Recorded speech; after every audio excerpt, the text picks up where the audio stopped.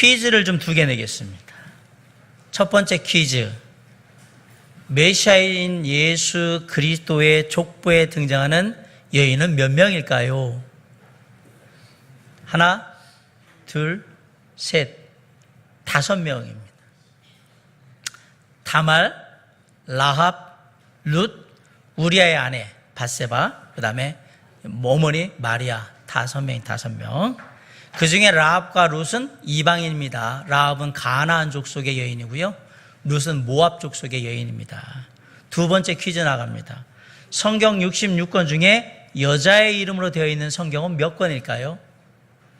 하나, 둘, 셋, 2권입니다. 룻기와 에스더서가 여자의 이름으로 되어 있습니다. 근데 놀랍게도 제가 2개의 퀴즈를 냈죠. 이 2개의 퀴즈의 정답에 공통으로 들어가 있는 한 사람이 있습니다. 누굽니까? 바로 룻입니다. 룻은 모압의 여인인데요. 오늘 이야기에 룻기는 모압 여인인 룻이 주인공이 된 이야기입니다. 모압 여인 룻이 절망적인 환경을 극복하고 하나님의 은혜로 희망을 갖게 되고 그 희망을 통해서 하나님의 은혜를 힘입게 되는 신앙에 대한 이야기예요. 그 안에는 하나님의 구원의 역사와 하나님의 은혜가 어떻게 이루어지는가가 기록이 되어 있습니다. 유대인들은 절기 때에 메길로트라고 해서 5개의 두루마리 책을 읽었다고 합니다. 6월절에는 아가서를 읽었고요. 오순절에는 룻기를 읽었고, 예루살렘이 파괴된 그날에는 예레미야 애가를 읽었고, 장막절에는 전도서, 그리고 부림절에는 에스더서를 읽었다라고 얘기합니다. 그런데 이 메길로트라는 5개의 두루마리 중에 2책이 에스더하고 룻기인데 여기에는 몇 가지 흥미로운 점이 있어요. 에스더와 룻은 둘 다 앞에 말씀드렸지만 여자가 주인공이고요. 성경에 여성의 이름으로 되어 있는 유일한 2개의 책이 바로 에스더서, 룻기입니다. 룻과 에스더는 모든 역경을 극복하고 마지막에 해피엔딩으로 끝냈다는 공통점이 있습니다. 그런데 이 2 여인 사이에도 약간의 차이점이 있는데, 에스더는 유대 여인으로서 이방인 바벨론의 왕과 결혼하죠. 바사의 왕과 결혼하잖아요. 그렇 반면에 룻은 이방 여인으로서 유대 사람인 보아스와 결혼하는, 거꾸로 되어 있습니다. 둘째로 에스더는 용기와 희생을 통해서 유대 민족을 구원하는 대신에 룻은 사랑과 효심으로 한 가문을 구원하는 그런 역사를 이룹니다. 3번째로 에스더는 바사 제국의 왕으로서의 영광을 누리는 대신에 룻은 베들레헴 부자였던 보아스의 아내가 되어서 나중에 다윗 왕의 증조 할머니가 되는 그런 영광을 누리게 됩니다. 이렇듯 룻이라는 여인은 우리가 볼 때는 성경에서 볼 때 가장 이상적인 신앙의 형태로 보이는 그런 이상적인 여인상을 보여주고 있다라고 얘기를 합니다. 유대의 남자와 결혼했지만 남편이 일찍 죽었음에도 불구하고 시어머니인 나오미를 따라서 이방 나라인 유대 땅에 돌아오는 믿음의 선택을 하게 되고요. 유대 지역에 돌아와서는 주변의 사람들에게 신실한 믿음과 근면한 삶의 모습으로 인정받고 결국은 베들레헴의 부자였던 보아스와 결혼함으로 말미암아 절망적이고 비관적이었던 그 삶이 하나님의 은혜 가운데 축복되고 은혜로운 희망이 넘치는 삶으로 변화된 그러한 역사를 보여주게 됩니다. 어떤 면에서 보면 성경 66권 중에서 가장 아름답고 감동적인 은혜의 이야기가 기록된 것이 바로 이 룻기가 아닐까라는 생각을 하게 됩니다. 예전에 유대의 백성들은 이 룻기를 읽으면서 삶의 위로를 받기도 했고 삶의 소망을 갖기도 했고 그 다음에 우울했던 마음이 따뜻해지는 그런 경험을 했다라고 기록에 남아 있습니다. 오늘 본문은 베들레헴을 떠난 엘리멜렉 가족의 비극과 그런 비극이 어떻게 이루어지게 되었는지에 대한 것들이 표현이 되어 있는데 1절에 보면 사사들이 치리하던 때에 그 땅에 흉년이 드니라. 유다 베들레헴의 한 사람이 그의 아내와 2 아들을 데리고 모압 지방에 가서 거류하였다라고 되어 있습니다. 룻의 이야기는 사사들이 다스리던 때에 일어난 이야기라고 분명히 얘기하고 있는데 사사시대는 첫 사사였던 온니엘로부터 이스라엘의 초대왕 사울왕이 세워지기까지 그때까지 약 한 300여 년의 기간을 사사시대라고 얘기해요. 그때에 유대 땅에 흉년이 들었다라고 성경이 분명히 얘기하고 있어요. 그러자 유다 베들레헴에 있었던 한 가정이 다 모압으로 잠깐 이주하여서 살게 됩니다. 2절에 보니까 그 사람의 이름은 엘리멜렉이고요, 가장의 이름은 엘리멜렉이고, 아내의 이름은 나움이고, 두 아들의 이름은 말론과 기론인데, 둘 다 여기 있는 사람들은 다 유다 베들레헴 에브라 사람들이고, 그들이 모압 저방에 들어가서 거기 살았다라고 되어 있습니다. 흥미롭게도 이 가정을 이끌어갔던 가장 엘리멜렉은 그 이름의 뜻이 하나님은 왕이시다 이런 뜻이에요. 이름을 그렇게 지은 것을 보면 부모님이 신앙을 가지고 있었다라는 것을 알 수가 있어요. 왜냐하면 이스라엘에서는 신앙을 가지고 있는 그 형태에 따라서 이름을 짓거든요, 자녀들의. 그러니까 하나님은 왕이시다라고 했다면 이 부모들이 신앙이 있는 가정에서 엘리멜렉이 자랐다라는 것을 우리가 미루어 짐작할 수 있어요. 아울러서 나중에 나오미가 룻을 데리고 베들레헴에 다시 돌아왔을 때, 나오미가 베들레헴에 돌아온 사건이 베들레헴에 아주 큰 화제거리가 되었다는 사실, 그리고 가장 가까이서 지냈던 친척인 보아스가 아주 큰 부자였다는 사실을 볼 때, 엘리멜렉의 가문이 나름 베들레헴에서는 그 유력한 그런 나름대로 유명한 그런 가문이 아니었나라는 것을 미루어 짐작할 수가 있습니다. 그런데 그들은 이런 가문이었는데도 불구하고 왜 베들레헴을 떠나는 걸까? 유대 땅에 너무 흉년이 심해서 베들레헴을 떠난 건 아닌가라고 생각할 수 있는데, 언뜻 그렇게 보이지만 다른 이유가 또 있는 것 같습니다. 왜냐하면 1장 21절을 한번 보십시오. 나오미가 뭐라고 고백을 하냐면, 내가 풍족하게 나갔더니 여호와께서 내게 비어 돌아오게 하셨느니라, 이렇게 얘기하고 있어요. 그 얘기는 뭐냐면, 내가 모압 땅으로 남편과 함께 자녀들 데리고 갈 때는 재정적인 어려움이 없었다, 이 얘기를 하는 거예요. 나름 많은 돈들 가지고 풍족하게 여유롭게 갔는데 다시 돌아온 지금은 내가 뭐가 되어 있다? 빈털터리가 되어 있다라는 얘기를 해요.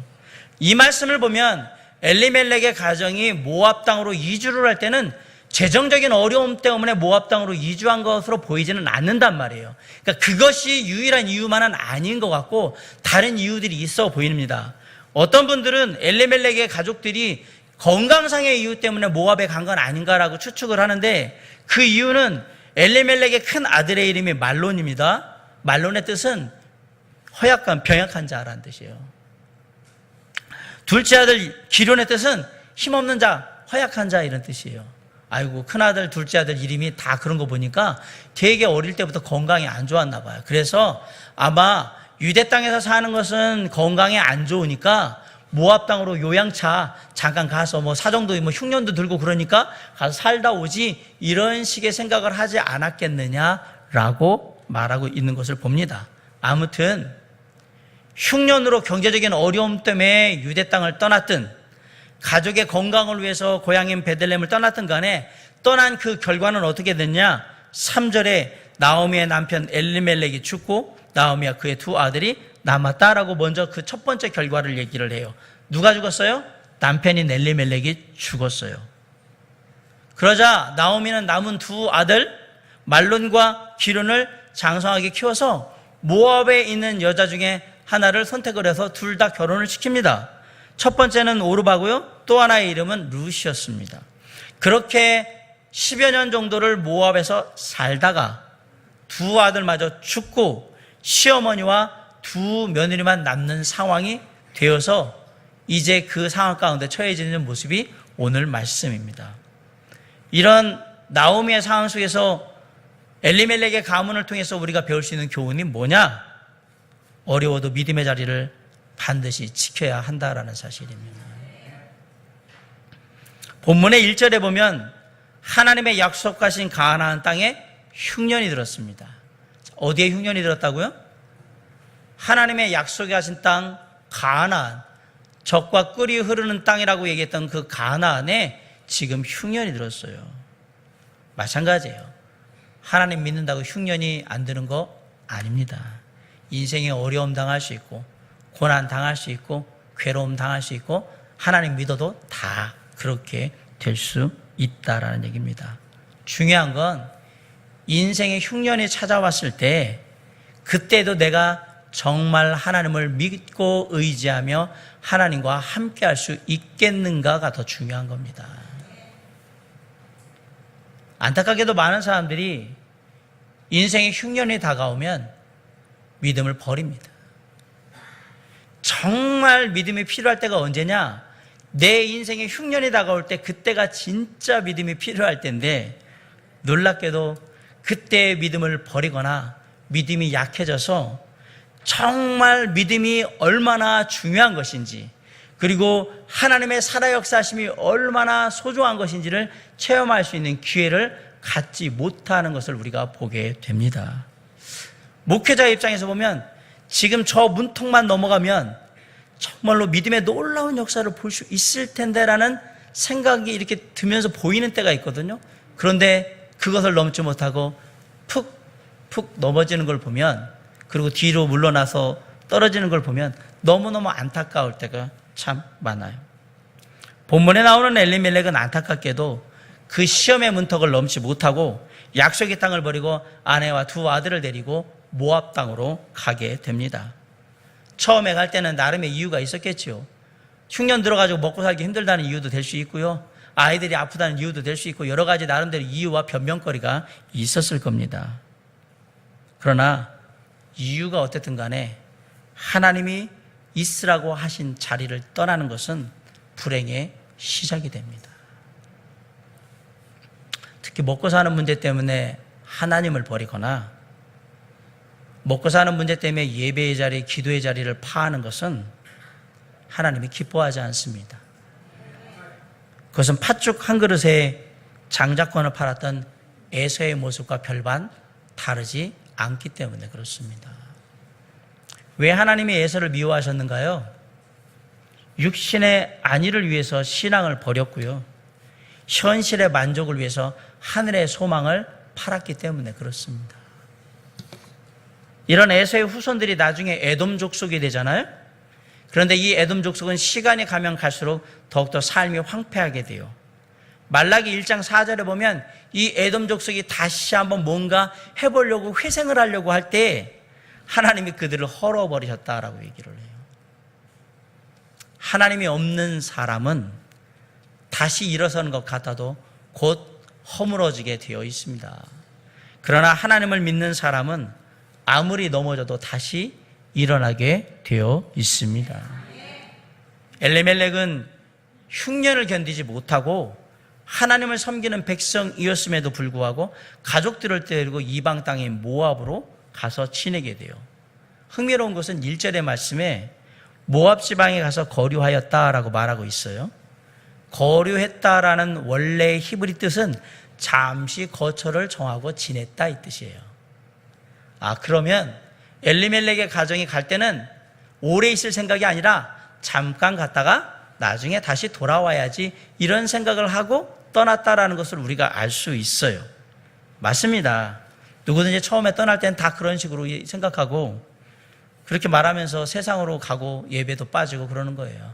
목사님 한 주만 빠질게요. 한 주만 이런 사정이 있어서 갈게요. 네, 그러세요. 다음 주에 꼭 뵙겠습니다. 근데 한 주가 두 주가 되고 두 주가 세 주가 되고 뭐 그런 거죠. 목사님 제가 힘드니까 잠깐만 교회 떠났다가 다시 돌아올게요. 꼭 그러셔야 되겠습니까? 잠깐만 있다가 돌아올게요. 제가 돌아보고 올게요. 예, 돌아보고 그 다음엔 안 오시죠. 다 처음엔 다 그래요. 2절의 말씀에 보면 그들이 모압 지방에 들어가서 거기 살더니라고 얘기를 합니다.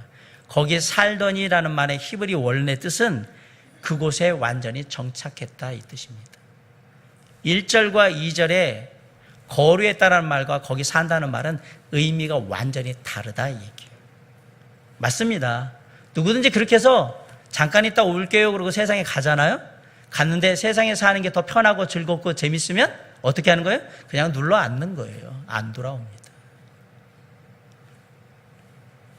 그래서 잠깐만이라도 하나님을 떠나는 것, 교회를 떠나는 것은 무서운 겁니다. 왠지 아십니까?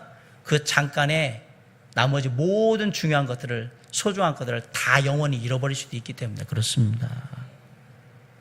믿음이 약해지면 세상이 좋아 보입니다. 세상이 보이면 잠깐만 그곳에 가서 발 좀 잠깐 담궜다가 왔으면 좋겠다라는 생각이 들어요. 그런 마음으로 내가 조금 있다가 다시 돌아와야지라고 세상에 가지만 세상의 즐거움과 기쁨이 그때 딱 몰려와서 나에게 정말 행복하게 만들어주면 그러면 엉덩이를 세상에 딱 붙이고 거기에 그냥 안주하는 거예요. 그게 불행의 시작이라는 걸 사람들은 잘 모릅니다. 결국 하나님을 떠난 엘리멜렉의 가정은 모든 것을 다 잃고 맙니다. 엘리멜렉만 죽은 게 아니라 두 아들까지 다 죽습니다. 한 가정에 남자 셋이 있었는데 셋이 다 죽었다는 얘기는 그 가족이 멸족했다는 얘기입니다. 가족의 대가 끊어졌다는 얘기예요. 그럼 남은 게 뭐가 있냐? 없습니다. 다 잃은 거예요. 재물이 있습니까? 재물도 없어요. 길거리에 이제 나앉을 신세가 된 거예요. 그 고통을 룻기 1장 20절에서 나오미가 이렇게 얘기해요. 나오미가 그들에게 이르되 나를 나오미라 부르지 말고 나를 마라라 부르라. 이는 전능자가 나를 심히 괴롭게 하셨음이니라. 히브리 말로 나오미의 뜻이 뭐냐면 기쁨이라는 뜻이에요. 원래 나오미는 살만했고요. 아들들 둘씩이나 있으니까 기뻤어요. 좋았어요. 그러다 어디로 갔어요? 모압 땅으로 갔어요. 거기 가서 그 기쁨이 다 사라졌어요. 남편인 엘리멜렉이 죽었고요. 정말 두 아들이 다 죽었어요. 기쁨이 사라졌어요.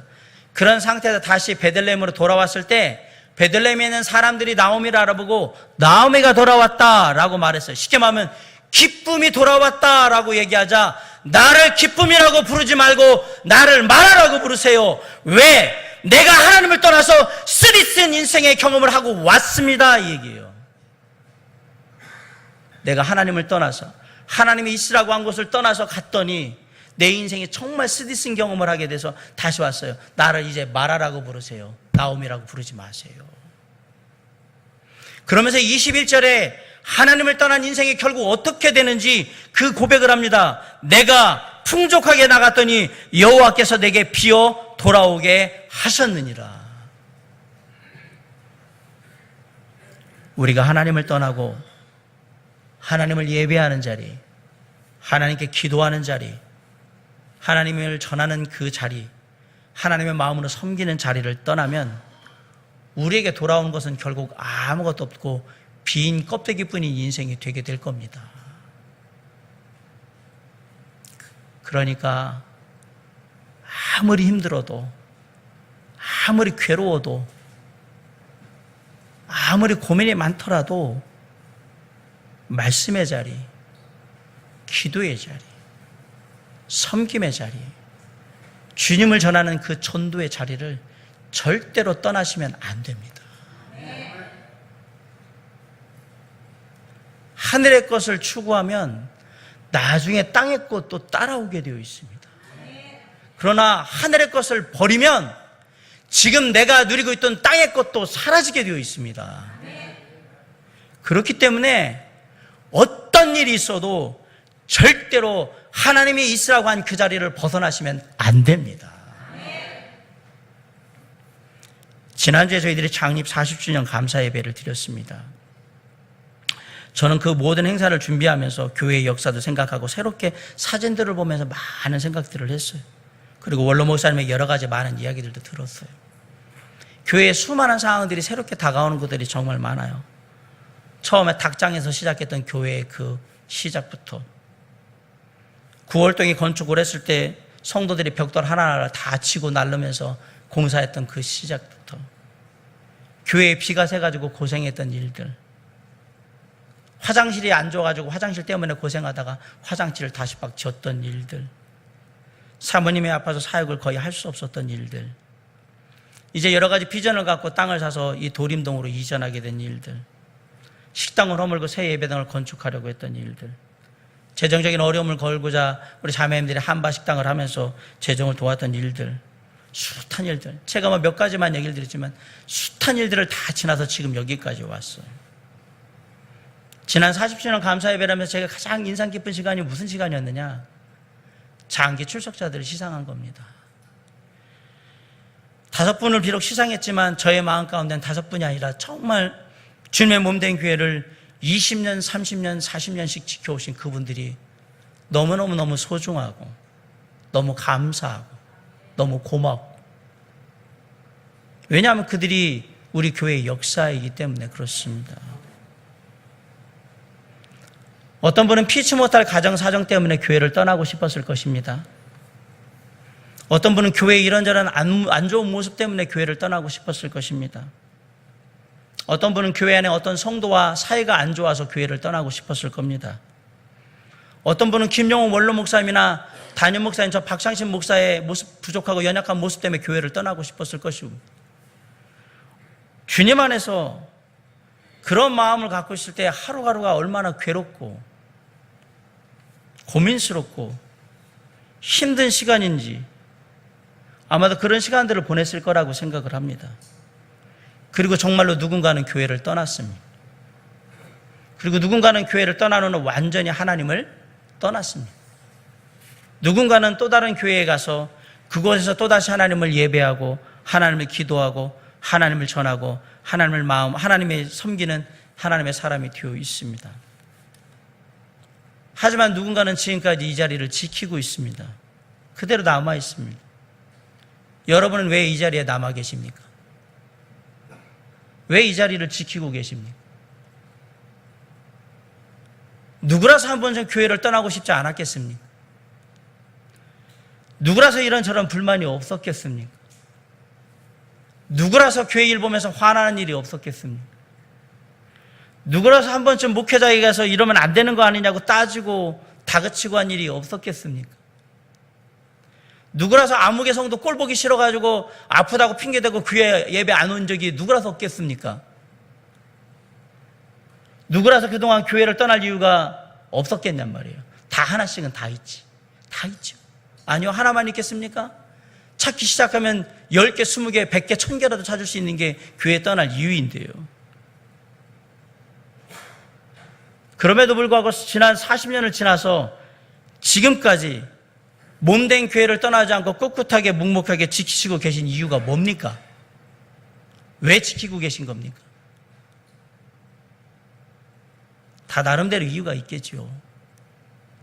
그 중에 분명한 이유가 있다면 그 어떤 상황 속에서도 이 자리가 하나님이 내게 허락하신 예배의 자리이고, 이 자리가 내가 하나님께 끝까지 기도해야 될 기도의 자리이고, 이 자리가 내가 끝까지 하나님의 마음으로 섬겨야 될 자리고, 이 자리가 내가 끝까지 하나님을 전하며 있어야 될 그 자리라고 확신하기 때문에 지금 여기 자리를 지키고 있는 거예요.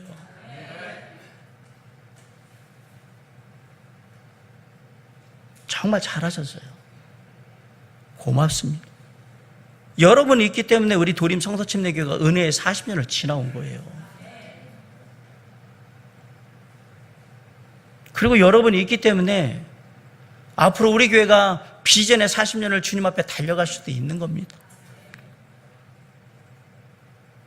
여러분 교회 생활하면 앞으로는 그런 일이 없느냐? 또 어떤 분은 교회 사정으로 또 떠나고 싶을 때가 올 겁니다.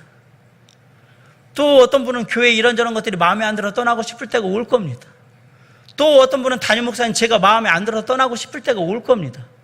또 어떤 분은 아무개 성도하고 싸워가지고 교회 나오기 싫을 때가 올 겁니다. 여러 가지 많은 피치 못할 사정들이 있을 겁니다. 그리고 또 어떤 사람은 가정 사정 때문에 피치 못하게 교회를 못 나오는 사정도 있을 겁니다. 사랑하는 성도 여러분, 그래도 하실 수 있으면 자리를 지키시기 바랍니다. 이곳이 내가 하나님을 예배하는 곳이고, 이곳이 하나님께 내가 기도하는 기도의 자리이고, 이곳이 내가 하나님을 섬기는 자리이며, 이곳이 우리 주 예수 그리스도의 사랑을 전하는 그 하나님이 나에게 허락하신 교회, 하나님의 예배처라는 것을 내가 확신한다면 끝까지 자리를 지키시기 바랍니다. 인생에 흉년이 들었다고 신앙에도 흉년이 들으면 안 됩니다. 고난을 피하면 얼마 후에 또 다른 고난이 와요. 또 피하면 또 와요. 그런데 어느 순간 내가 고난을 이기면 그 다음에 오는 고난이 작아져요.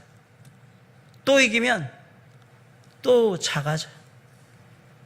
또 이기면 그 다음에 하나님의 은혜와 축복이 와요. 어떤 상황 속에서도 항상 있어야 할 자리에 지켜 있으시기 바랍니다. 그러면 어느 순간에 힘들고 괴롭고 어려웠던 그 모든 것들이 하나님의 은혜롭고 평화롭고 감사하고 기쁜 일로 바뀌어 있는 삶을 보게 될 것입니다. 모압 지방에서 큰 신을 당한 나오미는 이제 그 큰 시련을 계기로 깨달았어요. 유대 땅 베들레헴으로 돌아가야 되겠다.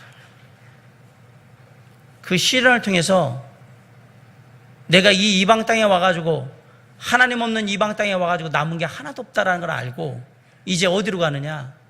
유대 땅 베들레헴으로 돌아. 쉽게 말하면 하나님의 땅으로 돌아가자라고 결정을 합니다. 이제 하나님을 보고 의지하며 하나님께 나아가겠다 이 얘기입니다. 6절에 보세요. 그 여인이 모압 지방에서 여호와께서 자기 백성을 돌보시사, 이 말은 하나님이 유대 땅에 있는 하나님의 백성들을 돌봐서 그들에게 양식을 주셨다 함을 듣고, 쉽게 말하면 흉년이었던 그곳에 흉년이 넘어서 풍년을 하도록 그렇게 얘기했다는 얘기를 들었어요. 이에 두 며느리와 함께 일어나 모압 지방에서 돌아오려 했다라고 되어 있습니다. 하나님께서 흉년에도 하나님의 땅, 약속한 땅, 유대 땅에 머물러서 견딘 사람들에게 하나님이 살피시고 긍휼을 베푸셔서 그들에게 그 흉년을 이길 수 있는 풍년을 허락하신 거예요. 그 얘기가 어디에 들렸느냐? 모압 땅에 들렸어요. 그러자 나오미는 알았어요. 하나님이 약속하신 땅으로 돌아가야 되겠다. 가자. 고향인 유대 땅 베들레헴이 풍년이 들었다는 소식을 들으면서 나오미는 이런 생각을 했을지도 몰라요. 차라리 내가 조금만 더 참고 버텼으면, 베들레헴에 그냥 있었으면 더 좋았을 걸. 그런 아쉬움과 회한을 가지실 수 있겠지만 이미 떠난 건 어떻게 합니까? 그래도 더 중요한 것은 고향으로 다시 돌아갈 결심을 했다라는 사실입니다. 부끄럽죠. 떵떵거리고 떠났는데 거지같이 빈 털터리가 돼서 돌아간다고 생각해보세요. 부끄럽죠. 염치도 없고 자존심도 상하고, 아까 제가 얘기해드린 엘리멜렉의 가족이 가문이 나름대로 입지가 있는 그런 가문인데 남편 죽고 두 아들 다 죽어서 가문이 끊긴 상태에서 창피하잖아요. 다시 고향으로 돌아가면 어쩌다 그렇게 됐어? 지은 죄가 많은가 봐. 하나님 떠나더니 저렇게 돼버렸네. 생각만 해도 가기 싫죠. 가기 싫어요. 그런데 나오미는 돌아오겠다라고 결심합니다. 부끄러움이 중요한 게 아니고, 자존심 상하는 게 중요한 게 아니고, 내가 하나님을 떠났을 때 기쁨이 어떻게 쓴물이 됐는지를, 마라의 쓴물이 인생 가운데 이루어졌는지를 내가 알게 한 거예요. 돌아가는 거예요. 룻기 1장에는 가나안으로 돌아간다는 얘기가 8번이 나옵니다. 돌아간다는 말이 불행을 행복으로 바꾸는 가장 핵심적인 말입니다. 우리가 아무리 믿음 없이 행동하고 막됐어도 우리가 주님께 회개하고 돌이켜서 주님에게로 돌아가시면 좋으신 하나님은 언제나 우리를 사랑으로 맞아주시고 우리에게 은혜와 축복의 문을 열어주시는 줄 믿습니다. 힘들겠지만 하나님이 없는 잘못된 자리, 하나님이 없는 실패의 자리는 빨리 돌아오셔야 합니다. 실패의 자리를 떠나는 용기는 빨리 내면 낼수록 좋습니다. 거기 자꾸 머물러 계시면 안 됩니다. 사실 나오미는 더 일찍 돌아올 수 있었어요. 언제 돌아왔어야 되느냐? 남편 엘리멜렉이 죽었을 때 그때 돌아왔어야 했어요. 그런데 그때도 잘못된 판단, 지혜롭지 못한 판단을 한 거예요. 내가 남편 죽고 가면 좀 그러니까. 그래서 어떻게 했어요? 두 아들과 함께 이 모압 땅에 있으면서 그냥 모압 여자들 만나가지고 결혼시켜서 여기서 그냥 알아서 살게 하고 그냥 한번 머물러 보자, 이렇게 판단하고 그대로 머무르게 됩니다. 결국 어떻게 됩니까? 두 아들도 다 죽습니다. 두 아들까지 다 죽고 난 다음에야 어디가 하나님의 은혜의 자리인 줄 알고 돌아오게 되는 거예요. 이처럼 무리하게 고집 피우다가 큰 어려움 당하는 사람들 많이 봤습니다. 한때 잘못된 판단으로 남편 엘리멜렉과 함께 베들레헴을 떠났던 나오미지만 이제 나오미는 알았어요. 하나님이 있으라고 한 그 자리를 벗어난 것이 내 불행의 시작이라는 걸 깨달았어요. 그리고 나오미는 얘기해요. 돌아가자. 베들레헴으로, 하나님의 땅으로 돌아가자. 하나님께서 어떤 사건을 통해서 우리의 신앙이나 우리의 인생을 깨닫게 하시면 그때가 바로 우리가 돌이켜야 될 그 시점인 거예요. 그때가 기회인 거예요. 때로는 그런 일을 위해서 하나님께서는 세상에 우리가 생각하는 소망이나 행복을 다 없게 만들어 버리실 수도 있어요. 그게 왜 그러느냐? 너는 그곳에서 행복과 소망과 은혜를 찾을 게 아니라 내 안에서 행복과 기쁨과 감사함, 은혜를 찾아야 되기 때문에 다 없애버려요, 세상에서. 그럼 그때 깨달아야 돼요. 여호와께로, 하나님께로 돌아가야 한다는 거예요. 지금 나오미는 그걸 깨달은 거예요. 여긴 아무것도 없구나. 하나님을 떠난 이 땅에는 아무것도 없구나. 이제 어디로 가야 돼요? 하나님께로 돌아가자. 사랑하는 성도 여러분, 신앙생활에서 가장 중요한 게 뭐냐? 그 어떤 일이 있어도 하나님을 떠나지 않는 게 제일 중요합니다. 그 다음에 중요한 게 뭐냐? 내가 혹 실수했어요? 잘못했어요? 욱했어요? 그래가지고 하나님을 떠났어요. 빨리 다시 돌아오는 게 제일 중요합니다. 왜냐하면 그게 내가 하나님의 은혜를 누리고 축복을 누리는 길이기 때문에 그렇습니다. 버티는 게 능사가 아닙니다. 나오미는 그것을 보여주잖아요. 절대 그곳에서, 하나님 없는 그곳에서 버티는 것이 좋은 선택이 아니라는 걸 나오미는 우리에게 지금 교훈하고 있는 거예요. 사랑하는 성도 여러분, 나를 그곳을 떠나지 못하도록 잡는 많은 이유들이 있겠죠. 가족도 딸려있고, 친구들도 딸려있고, 자식들도 딸려있고, 직장도 딸려있고, 돈벌이도 딸려있고, 이것저것 많이 있겠죠. 하나님 앞에 다시 돌아가지 못하도록 나를 붙드는 게.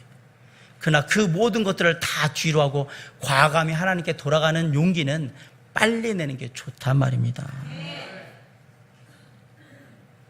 다시 한번 이 말씀을 드리고 저는 말씀을 정리하려고 합니다.